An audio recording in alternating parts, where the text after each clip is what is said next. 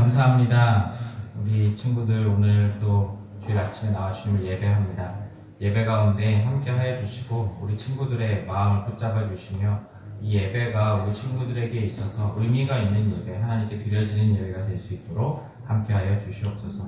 함께 하지 못한 친구들도 있을 줄 압니다. 하나님 그들의 발걸음 인도하여 주시고 혹시 또 예배를 함께 할 수 없다면 그 자리에서 하나님을 기억할 수 있도록 하나님 그 친구들에게도 은혜 베풀어 주시옵소서. 그렇게 하실 주님을 기대합니다. 거룩하신 예수님의 이름으로 간절히 기도합니다. 아멘. 네, 우리 시편 139편 같이 찬양하며 나아갑시다.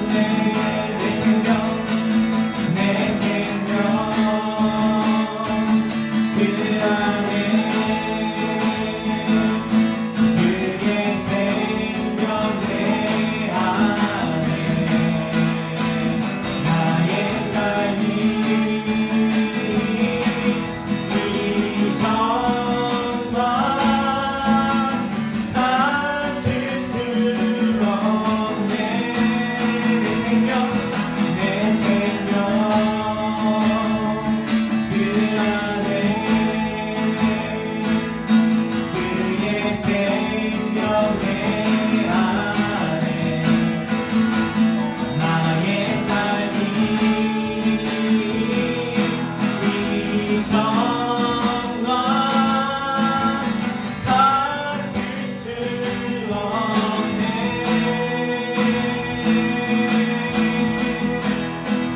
오직 내 안에 오직 내 속에 그리스도가 사네.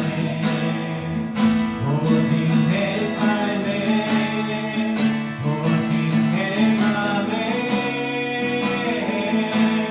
그가 주인 되셨네. 그가 주인 되셨네. 그가 주인 되셨네.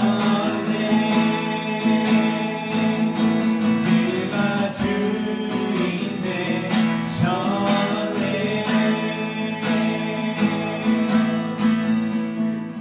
아멘. 기도하겠습니다. 하나님 참 감사합니다. 이 시간 우리 말씀 듣습니다. 우리에게 필요한 말씀 주시고 오늘 다시 한번 성령님과의 관계를 정리해 나아가며 우리 삶의 신앙생활에 있어서 하나님과의 관계를 맺는 것에 대해 깊이 있게 고민하고 실천으로 나아가는 우리 모든 내 사랑의 청소년들 될 수 있도록 하나님께서 함께하여 주시옵소서. 이제 날씨도 많이 풀리고 학업도 더욱 깊어져가는 시간입니다. 주님, 우리 친구들에게 지혜 주셔서 무엇이 삶에서 가장 중요한지, 또한 내가 지금 무엇을 하며 살아가야 되는지에 대해서 고민하며 살아갈 수 있도록 우리 친구들에게 지혜와 능력 더하여 주시옵소서. 그렇게 하실 주님을 기대합니다. 거룩하신 예수님의 이름으로 간절히 기도합니다. 아멘. 한 주간 잘 지냈어요? 네. 우리 새로운 친구 이름이 범준인가? 우리 우리 온라인상에서 롤에서 먼저 만났어요. 롤에서 우리 먼저 만나가지고 디스코드 하면서 우리 안면 안에 목소리를 좀 텄죠? 좋아요. 우리 저기 8시 50분까지 예배 시간 꼭 잘 지켜서 오시고 와가지고 여러분들끼리 또 미리 와가지고는 막작지껄하게 떠들어도 괜찮아요. 여기 여러분들 일주일 만에 한번 보는 시간이잖아요. 서로 인사도 하고 그러면 좋겠습니다. 우리 옆 사람 보면서 한번 인사할까요? 만나서 반가워, 오랜만이야.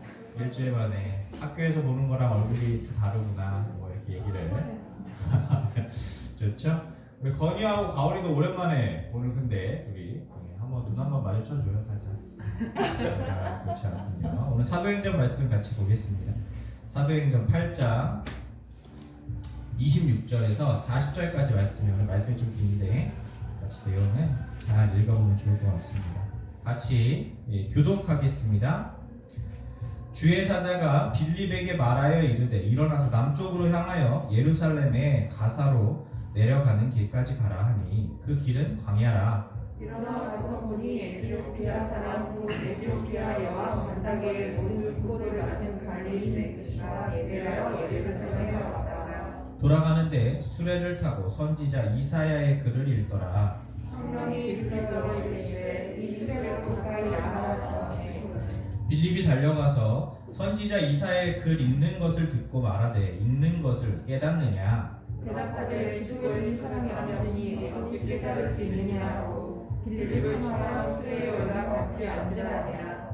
읽는 성경 구절은 이것이니 일러스되 그가 도살자에게로 가는 양과 같이 끌려갔고 털 깎는 자 앞에 있는 어린 양이 조용함과 같이 그의 입을 열지 아니하였도다. 그가 굴욕을 당했을 때 평범한 감정을 갖지 못하였으니 누가 그의 세대를 말하리요 그의 생명이 땅에서 빼앗기기로다 하거든. 그 내시가 빌립에게 말하되 청컨대 내가 묻노니 선지자가 이 말한 것이 누구를 가리킴이냐 자기를 가리킴이냐 타인을 가리킴이냐. 빌립이 입을 열어 이 글에서 시작하여 예수를 가르쳐 복음을 전하니 길 가다가 물 있는 곳에 이르러 그 내시가 말하되 보라 물이 있으니 내가 침례를 받음에 무슨 꺼리낌이 있느냐.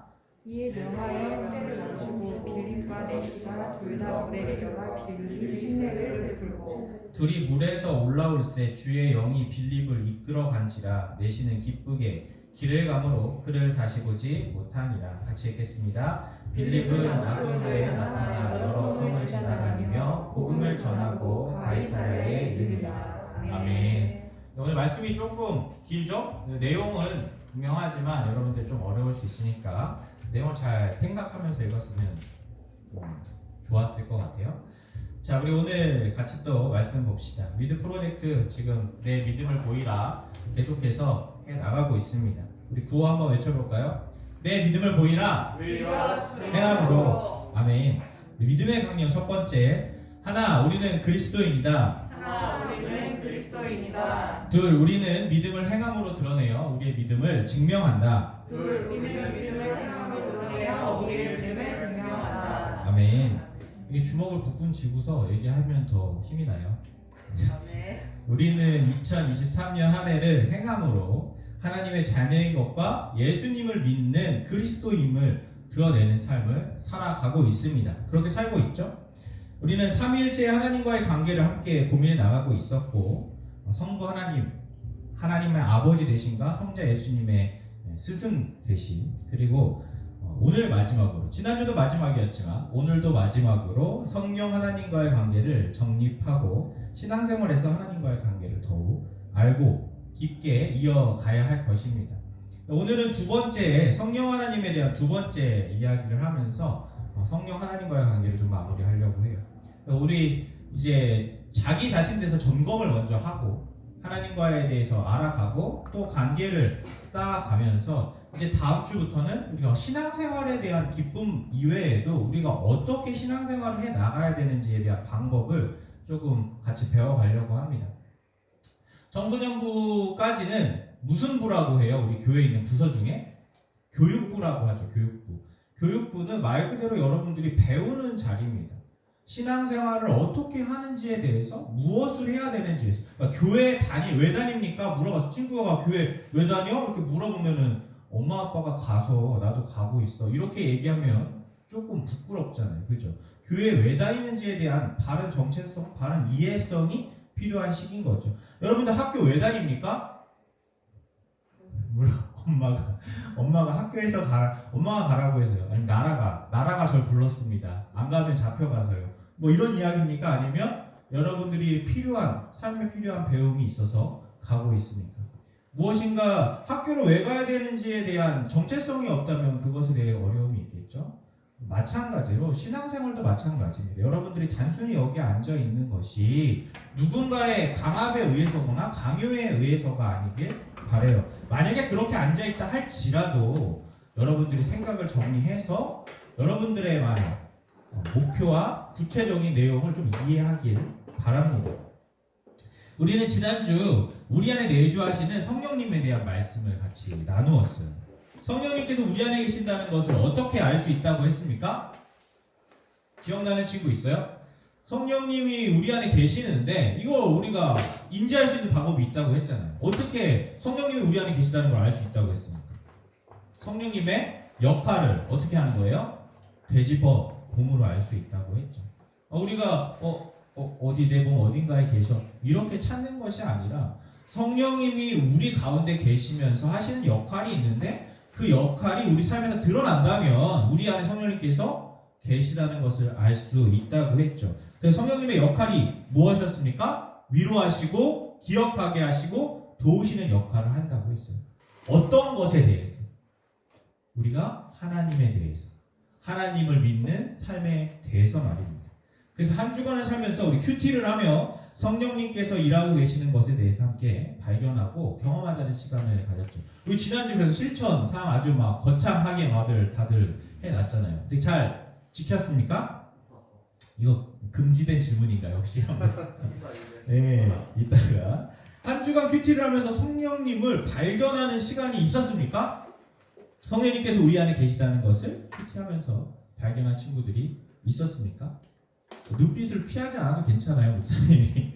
예, 시키지 않으니까. 오늘 이 성령님께서 우리 안에서 어떻게 일하시는지에 대해서 좀 더 구체적으로 살펴보려고 하고 있어요. 오늘 말씀은 에디오피아 내시에게 복음을 전하고 침례를 준 예수님의 제자 빌립에 대한 사역의 내용입니다. 예수님께서 승천을 하신 후에 제자들은 오시기로 한 누구를 기다렸어요? 성령님을 기다렸죠. 성령님이 오신 후 제자들은 비로소 하나님의 뜻을 깨닫기 시작했습니다. 그러니까 성령님이 오시기 전, 예수님이 승천하시기 전에 제자들은 우리와 별반 다르지 않았어요. 연약한 믿음과 그들 역시 예수님을 자기들이 믿는지 뭘 믿는지도 모르고 예수님을 따라다녔던 제자들이 대부분 많았습니다. 그러나 성령님이 오신 이후에 제자들은 무엇을 깨닫기 시작했다고요? 하나님의 뜻을 깨닫기 시작했다는 것이죠. 그들의 생각이 달라지기 시작했던 거예요. 기존의 생활하고.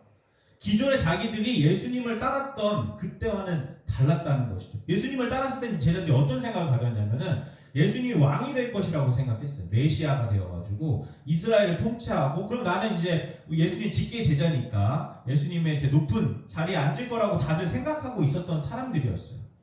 그러나 예수님이 십자가에 달려 돌아가신 이후 그들의 삶이 무너지기 시작했죠. 멘붕이 왔죠. 자기들이 생각했던 삶이 아니었잖아요. 그리고 예수님께서 그들 다시 찾아가시고 불러 모으시면서 하나님의 뜻을 다시 알려주셨어요. 그리고 하늘로 올라가시면서 제자들에게 내가 성령님을 보내주시겠다, 너희가 기다려라, 이렇게 얘기했던 것이죠. 그래서 제자들이 마가의 다락방에서 성령님을 기다렸어요. 그리고 성령님이 오신 후 비로소 제자들이 하나님의 뜻을 깨닫기 시작했다는 것이에요. 그들의 삶에서 달라진 게 무엇이 있어요 지금? 성령님이 그들에게 오셨다는 것, 그 하나가 달라진 것이죠. 그것이 그들의 삶을 바꿔냈어요. 어떻게 바꿔냈을까요? 먼저 성경은 성령님을 모신 사람들의 이야기를 성경을 통해서 전해줍니다. 제자들은 예수님께서 하셨던 말씀들을 막 전하기 시작했어요. 성령님 오신 이후에 사람들은 이제 제자들은 예수님을 믿는 사람들이 함께 모여서 서로 물건을 나누기 시작했습니다. 부자인 사람들도 있었을 거고, 가난한 사람도 있었을 것이고, 노예인 사람도 있었을 것이고, 귀족인 사람들도 있었을 것이고, 근데 그들이 한 자리에 모여서 서로의 물건을 나누기 시작했습니다. 또한 제자들은 병자들을 고쳤고, 이러한 사역들을 하면서 예수님과 같은 그런 사역들을 했던 것이에요. 이스라엘의 고위 공직자라 말할 수 있는 바리새인들과 사두개인 서기관, 제사장들에게 이제 핍박을 받기 시작했죠. 예수님과 동일한 박해를 받기 시작한 것이죠. 예수님 살아있을 때와 비슷하게. 그들이 왜 이런 박해를 받았을까요? 예수님이 했던 길을 그들이 걸어갔기 때문이에요. 하셨던 일들. 이러한 상황 가운데 제자들은 한 마음으로 하나님께 기도합니다. 그리고 예수님께서 일으키셨던 표적들을 제자들 역시 일으키기 시작하죠. 귀신을 내어쫓고 병자들을 고칩니다. 예수님의 이름을 앞세워서 말이죠. 그리고 이들은 결국 예수님과 같이 핍박을 받고 붙잡혀서 순교하거나 감옥에 투옥됩니다. 참 우리가 볼 때는 안타깝죠. 그러나 이런 일들을 이들은 기쁨으로 감당을 했어요. 또한 예수님의 직계 제자들이 할 일이 많아지자 7 집사를 세워 각각 그 역할을 나누어 줍니다. 제자들이 사람들도 섬기고 말씀도 전하고 기도도 해야 되고 구제도 해야 되고 많은 일들을 하려고 하니까 손이 많이 부족했죠. 사람들이 늘어가면 따라. 그래서 역할을 나누어서 집사의 직분을 세워서 그 집사들이 제자들, 그러니까 사도들의 일을 같이 병행하기 시작했어요. 그리고 그중 대표적인 스데반 집사님은 하나님의 말씀을 바르게 전하며 표적을 행하다 결국 붙잡혀서 순교를 하게 됩니다. 스데반 집사님에 대한 이야기를 성경을 많이 한 번이라도 읽어본 친구들, 사도행전을 읽어본 친구들은 잘 알고 있을 것이에요. 주일학교 때 이야기로도 많이 들었었죠. 사도행전은 이러한 사도들, 즉 제자들이 성령님을 마음에 모신 이후에 있었던 일들을 기록한 책이 바로 사도행전입니다. 그러니까 사도들, 즉 예수님의 12명의 제자들이 있었던 일, 그들이 예수님이 올라가신 이후 성령님이 그들의 마음속에 오신 이후에 그들이 행했던 일들을 기록한 책이 사도행전이에요. 그리고 오늘 읽은 빌립의 이야기가 나오는 것이죠. 빌립 역시 예수님의 12 제자 중에 한 명이었습니다. 그 역시 박해를 받는 상황에서도 복음을 전했어요. 복음이 무엇이에요? 그냥 여러분들 복음이라고 이야기한다면 기쁜 소식이라고 배웠었죠. 그 복음이 무엇이에요? 예수님의 말씀과 그 예수님께서 이 땅에 오신 이유에 대해서 전하는 것이죠. 그것이 복음입니다. 그 자체가 복음이 아니라 그것으로 인해서 자신의 삶이 바뀌어 갔고 자기가 어떠한 새로운 삶이 되었는지, 새롭게 태어났는지에 대해서 전하는 것이 바로 복음인 것이죠. 오늘 말씀에서 주의 사자가 빌립에게 말하여 이제 이동하라고 합니다. 이 주의 사자라고 이야기한다면 성경에서 많이 나오지만 하나님의 말씀을 이야기하죠. 하나님께서 빌립에게 이제 이동하라고 하신 거예요. 예루살렘 그쪽으로 가봐. 이렇게 얘기를 했죠. 그러나 하나님이 귀에다 대고서 얘기를 하셨는지, 그 마음에 어떤 감동을 주셨는지, 성경을 통해서, 말씀을 통해서 이야기하셨는지, 이건 알 수가 없어요. 그러나 하나님께서 빌립에게 이동하라고 말씀하셨다고 성경에 기록되어 우리가 읽었죠. 그리고 빌립은 순종하여 갑니다. 그때에 에디오피아 내시가 수레를 타고 가죠. 어떤 내시라고 했어요? 되게 중요한 직책을 갖고 있죠. 여왕의 금고를 관리하던 내시였어요. 엄청 높은 직책에 있었던 사람인 것이에요. 그런데 그가 선지자 이사야의 글을 읽고 있었습니다. 예루살렘에 이 내시가 왜 왔어요? 우리 같이 읽었었는데 예배하러 왔어요. 예배하러. 근데 예배하러 왔는데 선지자 이사야의 글을 이제 가면서 읽게 된 거예요. 근데 그가 예배하러 왔다는 것은 성경에 써있지만 그가 어떻게 예배했는지, 왜 예배했는지 그런 연유는 써있지 않아요. 우리가 알고 있는 것은 그가 말씀을 읽고 있는데 그 말씀을 이해했다는 거예요? 못했다는 거예요? 못했다는 거죠. 그가 예루살렘에서 예배를 드리고 돌아가는 길인데 성경 말씀을 읽고 있는데 이사야의 글을 읽더니 이해가 안 되는 겁니다. 어떻게 그 글을 읽게 되었는지에 대해서 사실 나오고 있지는 않죠. 예배했다는 것과 그 책을 읽고 있다는 것이에요. 중요한 것은 그가 책을 읽고 있는데 그 내용이 너무 난해했다는 겁니다. 그때 성령님께서 빌립에게 말씀하십니다. 수레 가까이로 나아가라. 성령님이 빌립에게 가서 그 말씀을 해석해 주라고 이야기하지 않으셨어요. 그냥 이런 마음을 주신 거죠. 수레 가까이로 나아가라. 저기 수레가 오는데 수레 가까이로 나아가라. 되게 뭔가 어려운 말이죠. 만약에 하나님께서 우리는 성경을 읽으니까 내용이 이해되지만 생각해보세요. 하나님이 예루살렘 가까이로 가라고 하셔서 그걸로 갔어요. 여긴가? 어딘지 모르지만 갔는데 저기 수레가 오고 있는데 수레 가까이로 가라고 성령님께서 말씀하셨다는 거예요. 이게 또 귀에다 대고 수레 가까이로 가 이렇게 말씀하셨다는 내용으로 우리가 볼 수는 없죠. 그가 어떤 마음이 들었는지 모르지만 하나님께서 성령님께서 주시는 말씀이 수레 가까이로 나아가라는 말씀을 하셨다는 거죠. 그래서 그가 나갔습니다. 성령님께서는 그에게 말씀해 주셨고 그가 순종한 겁니다. 우리는 여기에서 집중해 보아야 되는 건 성령님이 우리에게 말씀을 하셨다라고 하는 그 말씀하셨다라는 것에 집중하는 것이 아니라 수레 가까이로 나아가라는 것에 좀 더 집중을 해야 될 것 같아요. 그냥 수레 가까이로 나아가면 무슨 일이 일어날까요? 뭔 일이 일어날까요? 알 수 없죠. 그러나 빌립은 그 말씀을 순종해서 수레 가까이로 나아갔습니다. 그리고 그는 어떠한 행동을 하는데요. 무엇을 합니까? 복음을 전하기 시작해요. 예수님이 누구신지 이 땅에 오셨는지에 대해서 그가 예수님의 제자니까 잘 알고 있었겠죠. 그리고 말씀도 풀어줍니다. 이 내시에게 묻는 내용은 이거 이해하고 있습니까? 이 말씀이 무슨 내용인지 이해하고 있습니까? 물어요. 근데 내시가 어떻게 대답해요? 어떻게 합니까? 아무도 나한테 이것을 알려주는 사람이 없는데 어떻게 알 수 있습니까? 그는 예배를 드리고 말씀을 듣고 또한 말씀을 받고 지금 가고 있는데 그 내용이 무슨 내용인지도 조차 모르는 상황인 것이죠. 그래서 빌립은 말씀을 해석해 줍니다. 근데 그 말씀이 오늘 예수님에 관련된 예언의 말씀이었어요. 이사야 선지자가 예수님에 관련된 예언된 말씀. 근데 지금 빌립은 예수님을 잘 알아요? 몰라요? 잘 알죠. 어떻게 해요? 예수님의 제자여서 예수님을 가까이서 보고 예수님의 말씀을 직접 들었으니까. 그리고 성령님을 통해서 그 말씀을 잘 이해하게 되었습니다. 그래서 내시에게 잘 설명해줘요.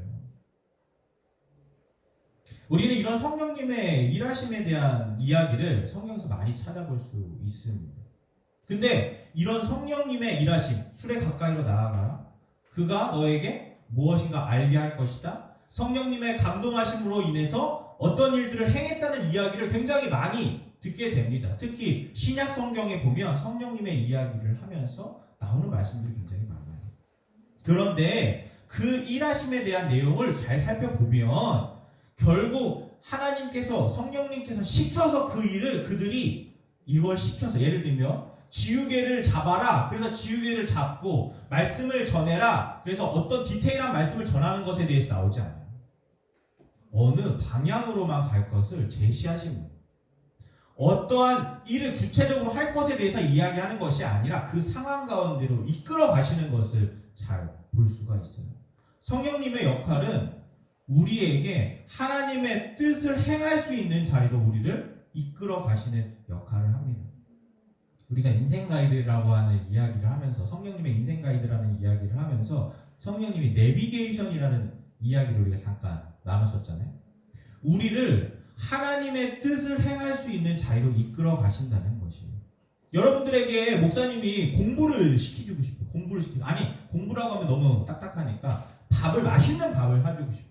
그래서 목사님이 여러분 뭐 먹고 싶냐고 물어봤어. 영희야 뭐 먹고 싶니? 저는 좀 비싼 스테이크 먹고 싶어요. 그래? 스테이크집 가자. 그리고 스테이크집 앞에 딱 내려주고 자 맛있게 먹어. 이러고 간다고 생각해봐. 이거 뭐예요? 이상하잖아요. 그죠?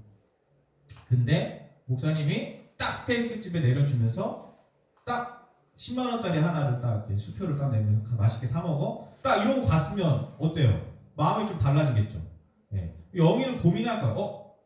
스테이크 너무 비싼데 10만원 안 돼서 있는데 이 돈을 주고 스테이크를 먹어야 되나?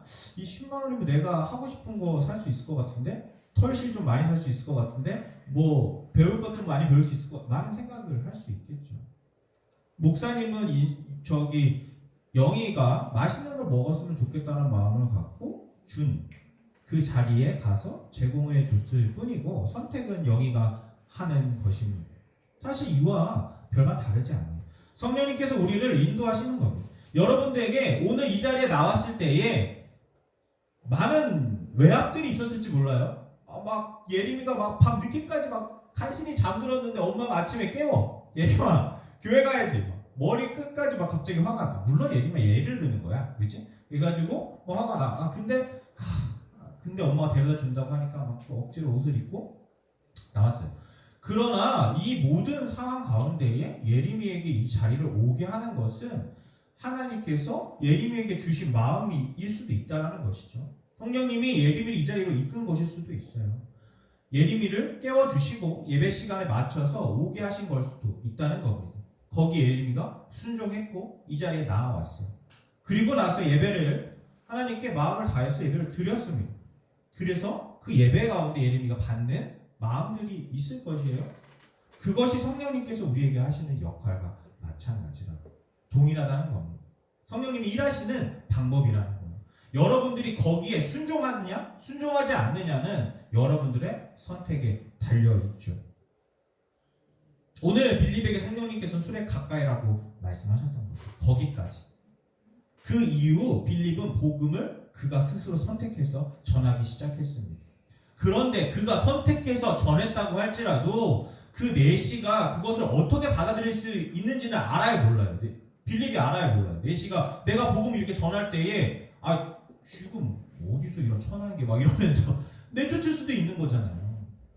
내가 복음을 전하려고 말을 꺼냈더니 나 무슨 지금 뭐 하는 거야? 수레를 막고 있어. 비켜. 이렇게 얘기할 수도 있는 상황 아닙니까?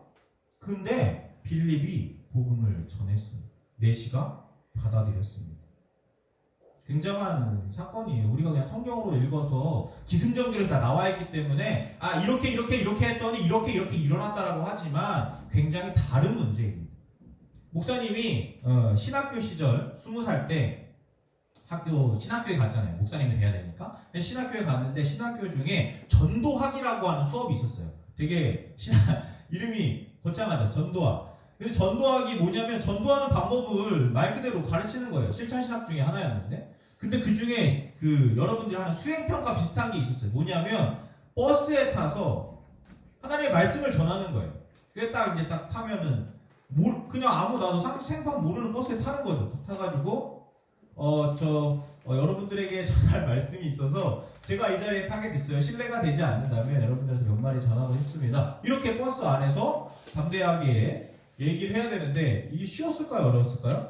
굉장히 어렵죠. 막 가슴이 터질 것 같고 얼굴은 막 빨개지고 부끄럽지만 영상으로 남겨야 되기 때문에 왜냐면 이게 뭐야? 지금 마치 수행평가거든. 그래서 말을 하기 시작합니다. 저는 침례신학대학교 02학번 박성호라고 합니다. 제가 전도학 숙제가 있어서 여러분들에게 몇 마디를 전하려고 합니다. 잘 들어주시면 감사하겠습니다. 하고 말을 막 복음을 전하기 시작했습니다. 열심히 적어갔어요. 여기 막 적어가지고 읽는데 막 떨려. 막 너무 부끄럽고 어떻게 할 수가 없는 상황 가운데 결국 다 하고 내려왔는데 마음에 이 복음을 전하는 게 이렇게 어려운 것인가? 내가 뭐 부끄러운 일을 하는 건가? 내가 하나님에 대해서 제대로 알지 못한다면 진짜 이 일은 너무 부끄럽겠다. 이런 생각이 들었어요. 그러나 한편으로는 정말 이 복음을 전할 때에 마음을 다해서 다 전하시는 분들을 제가 많이 봤거든요. 그분들은 어떤 마음으로 전하는 것일까? 누가 시켜서 전하는 것일까? 교회에서 목사님이 시켜서 과연 전하는 것일까? 목사님이 시켜서 한다면 그렇게 담대하게 자신있게 그렇게 마음을 다해 전할 수 있을까? 난 교수님이 시켜서 했는데도 불구하고 신학생이라고 하는 내 마음이 이걸 읽으면서도 굉장히 힘들었는데 이런 생각이 많이 들었던 것이죠. 이걸 조금 더 쉽게 여러분들의 상황에 한번 정리를 해볼게요. 오늘 성령님이 이 빌립에게 하셨던 일에 대해서 한번 정리해서 같이 예를 들어봅시다. 아침에 여러분들이 큐티를 합니다. 아침에 큐티 하죠? 밤에 합니까? 아니면 토요일날 몰아서 합니까? 아니죠. 매일매일 큐티를 아침에 일찍 일어나서 하는 게 중요하죠. 아니면 학교에 가서 한 10분이라도 빨리 학교에 가서 큐티를 하면 좋을 것 같아요.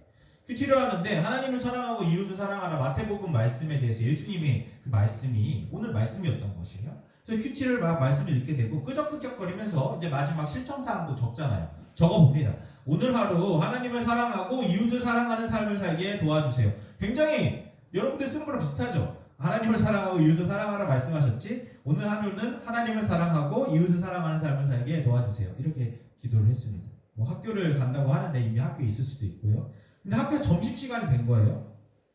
식판을 다 같이 자리에 받아서 자리에 앉죠. 막 여러 가지 막 오늘 어떤 일이 있었는지 막 이야기를 하면서 식판에 밥을 딱 받아서 다들 앉았습니다.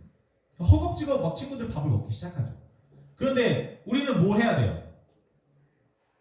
기도해요. 기도해야 되면 굉장히 오래 걸리네. 안 하고 있어요, 혹시? 나도 밥을 먹으려고 수저를 딱 들었는데, 기도해야 됐다는 생각이 딱 드는 거예요. 기도해야 되는데. 근데 친구들 앞에서 기도하기 너무 부끄러워. 아니, 다 밥 먹고 있는데 나 혼자 여기서 기도한다고? 막 이런 생각이 들 수 있죠. 근데 오늘 아침에 하나님을 사랑하는 삶을 살게 해달라고 같이 내가 적었던 큐티 말씀이 갑자기 떠올랐던 것이 평소에는 대충 하거나 하지도 않던 그 식기도를 진지하게 한번 내가 실천해 봐야겠다라고 하는 마음을 다잡아서 한번 해보기 시작합니다. 그러자 친구들이 되게 의아해하거나 놀리기 시작하죠. 뭐해? 뭐 이렇게 얘 쟤 기도하나 봐. 막 이렇게 얘기할 수 있겠죠. 그러나 오히려 그것이 하나님을 사랑하는 내 모습을 나타내는 듯하여서 드디어 내 친구들이 내가 기도하는 모습에 대해서 무엇인가 반응하고 있구나 이런 생각이 문득 들었던 것이에요. 오히려 기뻐합니다. 말도 안 돼요. 목사님 무슨 그런 생각이 들 수 있습니까? 할 수 있지만 여러분들 해보시라고. 오히려 기뻐하죠. 그리고 도리어서 친구들에게 용기를 내서 갑자기 예수님에 대한 이야기를 해버려요. 내가 기도하는 거 신기하지? 내가 오늘 아침에 큐티를 하다 보니까 이런 말씀이 있었어. 그래서 내가 오늘 한번 실천해 본 거야. 많이 어색했어? 뭐 이렇게 이야기를 꺼내볼 수 있겠죠. 그 이후에 친구들에 대한 반응과 그들의 삶은 어떻게 될까요? 알 수 있어요? 없어요? 알 수 없죠. 빌립이 이 내시에게 복음을 전했을 때 그가 우리는 성경을 읽으면서 침례를 받았잖아요. 그가 복음을 받아들이고 침례를 받았는데 그건 빌립이 알 수 없었던 내용이라고. 그는 성령님의 인도를 따라 그냥 술에 가까이로 갔기까지만 했던 겁니다. 그가 하나님이 기뻐하시는 일에 대한 말씀을 전하고 실천을 했던 것은 그의 의지와 그의 선택이었다는 것이에요. 여러분들에게도 사실 이러한 선택이 굉장히 많이 있을 겁니다.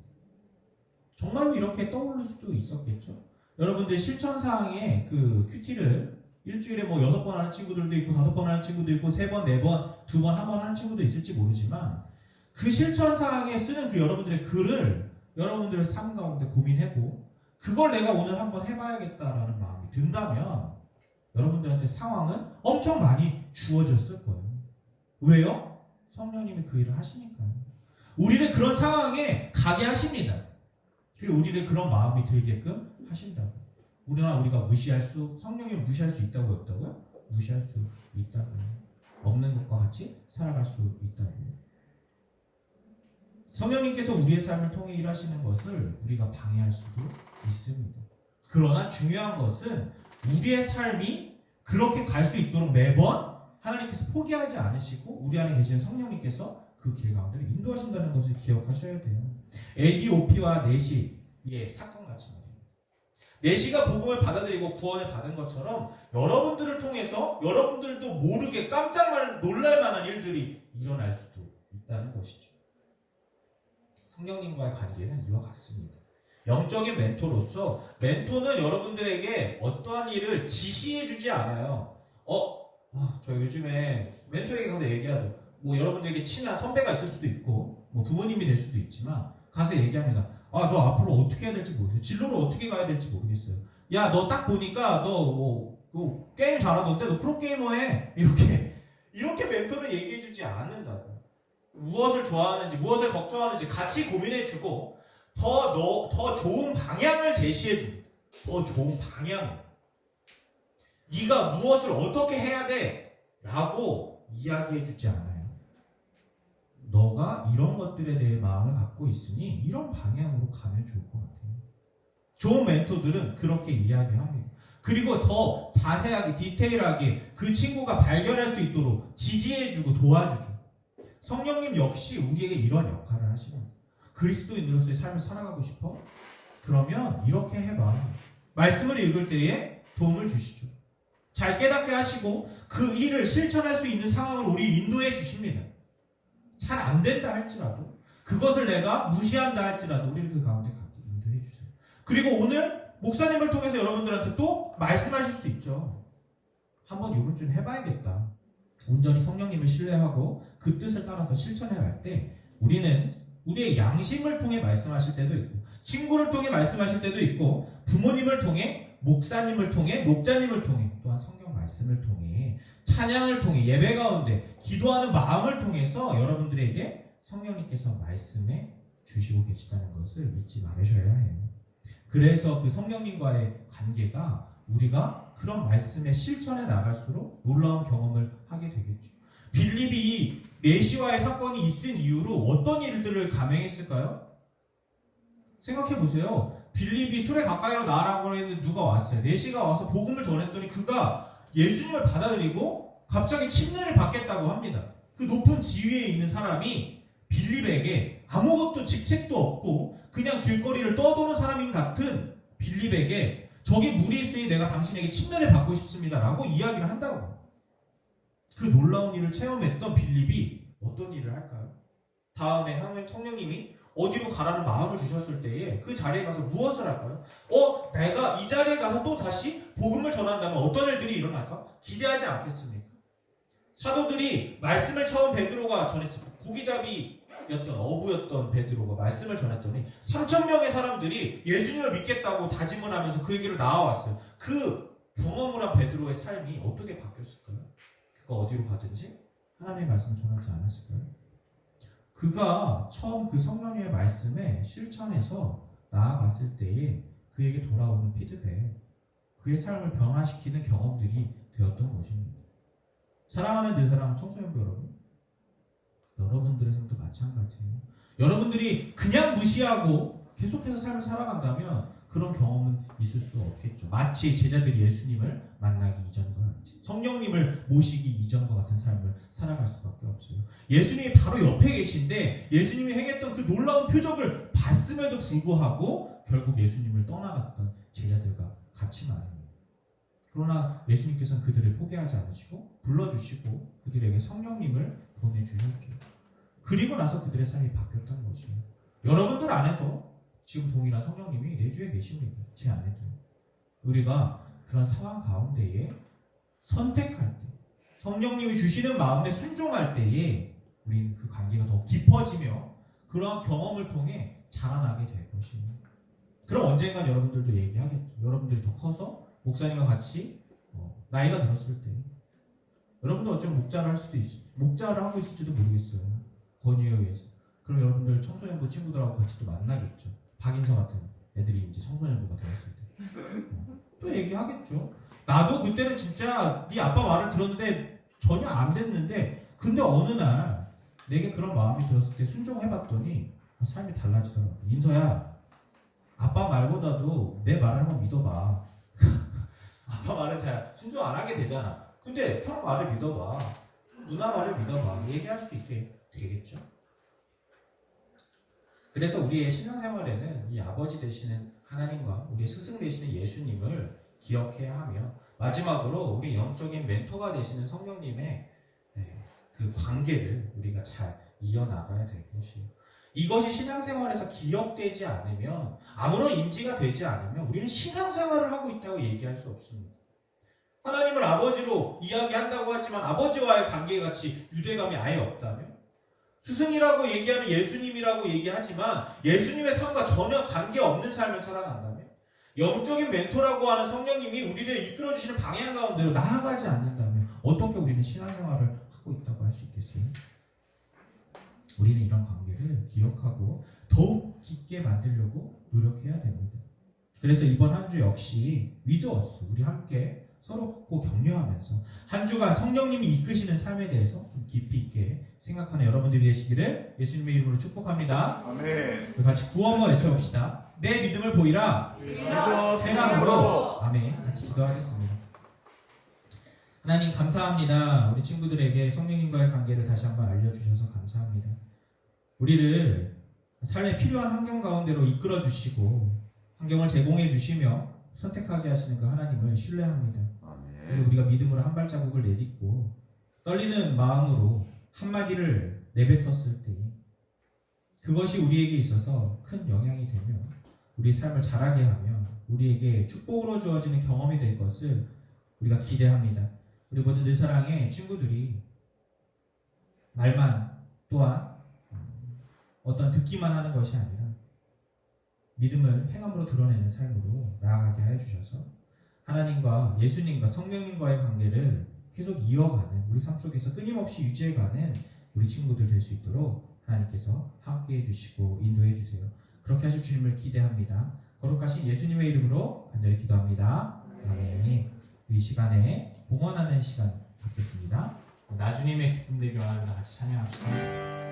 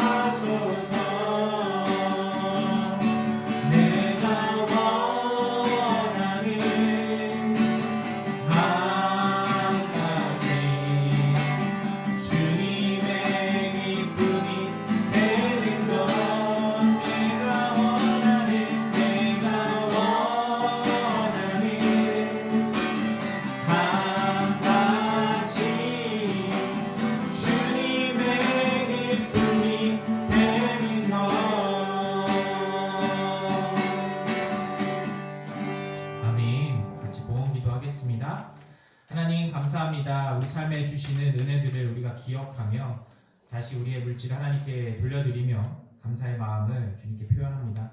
하나님 우리에게 주시는 은혜를 잊지 않게 하여 주시고 우리가 우리의 삶을 살아가면서 주어지는 그 은혜의 삶을 우리가 당연하게 여기지 않게 하여 주시며 우리 삶에 일하시는 그 하나님을 발견하고 그 하나님의 일하심을 찬양하는 삶을 살 수 있도록 인도하여 주시옵소서. 아멘. 하나님 우리 친구들 이제 또 학업이 시작되고 또한 시험을 준비하고 있습니다. 또 수행평가를 하고 있는 가운데 있는데 하나님께서 이들에게 지혜 허락하여 주셔서 조금 더 학업에 집중하며 그 지혜를 통하여 자신의 삶에 대해서 돌아보고 앞으로 나가야 될 것에 대해서 고민하게 하여 주시되 그 가운데 하나님을 놓치지 않을 수 있도록 하나님께서 함께 일하여 주시옵소서.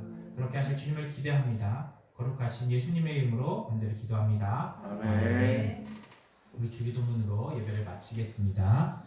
하늘에 계신 우리 아버지여, 이름이 거룩히 여김을 받으시오며 나라의 임하옵시며 뜻이 하늘에서 이루어진 것 같이 땅에서도 이루어지이다. 오늘날 우리에게 일용할 양식을 주시옵고 우리가 우리에게 죄 지은 자를 사하여 준 것 같이 우리 죄를 사하여 주시옵고 우리를 시험에 들게 하지 마시옵고 다만 악에서 구하옵소서. 나라와 권세와 영광이 아버지께 영원히 있사옵나이다. 아멘.